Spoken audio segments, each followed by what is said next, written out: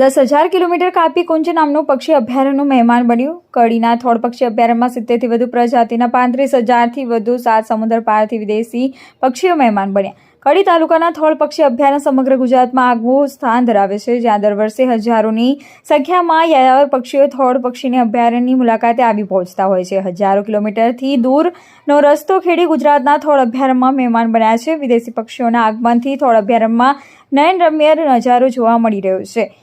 હજારોની સંખ્યામાં પ્રવાસીઓ મુલાકાતે આવી પહોંચતા હોય છે. દર વર્ષની જેમ આ વર્ષે પણ હજારોની સંખ્યામાં વિદેશી પક્ષીઓનું આગમન થઈ ચૂક્યું છે. કડીથી માત્ર 17 કિલોમીટર અને અમદાવાદથી 25 કિલોમીટર દૂર આવેલા કડીના થોળ પક્ષી અભયારણ્યમાં હજારોની સંખ્યામાં દર વર્ષે મુલાકાતીઓ મુલાકાત લેતા હોય છે. તેવી જ રીતે આ વર્ષે પણ અસંખ્ય પક્ષીઓ મહેમાન બન્યા છે. શિયાળાની કડકડતી ઠંડીની શરૂઆત થતાં જ વિદેશી યાયાવર પક્ષીઓનું આગમન કડીના થોળ અભયારણ્યમાં થઈ ચૂક્યું.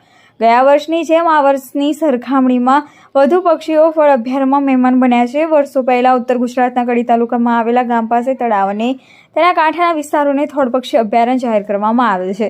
થોળ પક્ષી અભયારણ્યમાં આ વર્ષે 70થી વધુ પ્રજાતિના વિદેશી પક્ષીઓ મહેમાન બનતા હજારોની સંખ્યામાં પક્ષી પ્રેમીઓ તેમજ મુલાકાતીઓ મુલાકાત કરવા માટે આવી પહોંચ્યા છે. થોળ પક્ષી અભયારણ્યના તળાવમાં પ્રકૃતિના ખોળે વિદેશી પક્ષીઓ મોટા પ્રમાણમાં મહેમાન બનતા છે. નયનરમ્ય નજારો જોવા હજારોની સંખ્યામાં પર્યટકો પણ અભયારણ્યની મુલાકાતે આવી પહોંચતા હોય છે. તેમજ રજાના દિવસે અભયારણ્યમાં ભીડ જોવા મળતી હોય છે. Swapnil Kumar Keshavlal Patel, S K Patel, range forest officer, Kadi wildlife range. અને થોળ અભયારણ્ય એ મારા કાર્યક્ષેત્રમાં આવે છે. થોળ અભયારણ્યની અંદર હાલ ઓછામાં ઓછા 30થી 40,000 પક્ષીઓ, યાયાવર પક્ષીઓ એકઠા થયેલા છે. હવે એમાં નાની ડૂબકી, ગીઝ, ગાજહંસ, રાજહંસ, ક્રેન, કુંજ, કરકરા બધા આવા થઈ અને ઓછામાં ઓછા 70થી વધુ જાતના પક્ષીઓ, યાયાવર પક્ષીઓ અહીંયા આવેલા છે. આ બધા પક્ષીઓ યુરોપ, કઝાકિસ્તાન, ઉઝબેકિસ્તાન, આ બાજુ ચાઇના, લાઓસ બાજુથી જે રાજહંસ છે, બાર હેડેડ ગુઝ, એ બધા હિમાલયની ચોટી એવરેસ્ટ બધે ક્રોસ કરીને આવે છે.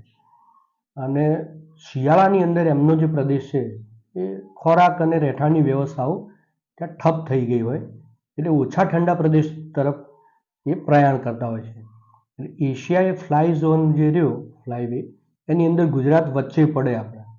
એટલે જે માઇગ્રેશન રૂટ છે એમનો, સ્થળાંતરનો માર્ગ, એમાં વચ્ચે ગુજરાત પડે છે.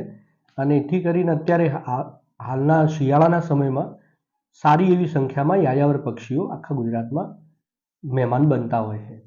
અને અત્યારે આપણી જોડે થોળમાં આ પક્ષીઓ મહેમાન બનેલા છે. આ બધાનો અભ્યાસ કરવા માટે ફોરેસ્ટ ડિપાર્ટમેન્ટે એક સંશોધન પ્રયોગ માટે ક્રેન પક્ષી, કુંજ પક્ષીના સ્પીસીસ ગણી અને 4 કુંજને જીપીએસ ટેગ કર્યા હતા આપણે.